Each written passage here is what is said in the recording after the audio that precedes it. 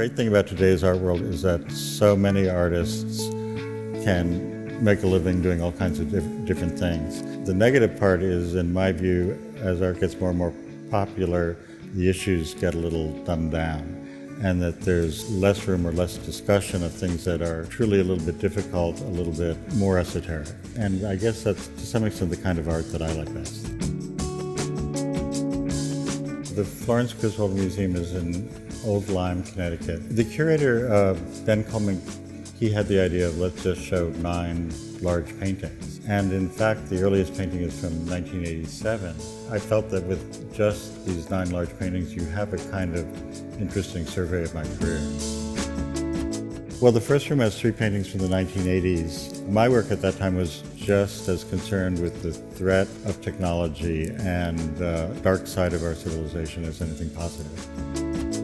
The middle room has a completely different mood to it. The paintings are from the 1990s to about 2002 that populate my work all of a sudden are connected in a million irrational places.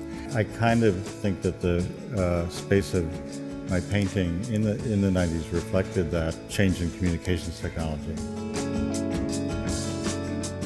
A lot of my work is based on sort of humor. People might generally not think of it as having a kind of emotionally reactive component, but after September 11th and after Iraq and this horrendous period during the first decade of the 21st century where all this awful stuff was happening, and I was actually thinking in my mind's eye, in my imagination, about what happens if a prison keels over and dies. In other words, the prisons were all had vertical bars, and all of a sudden I started painting them horizontally. And I guess that's an insider joke with myself, but in my own sort of absurdist way, that's the kind of pessimism that sort of came back into the work at that time.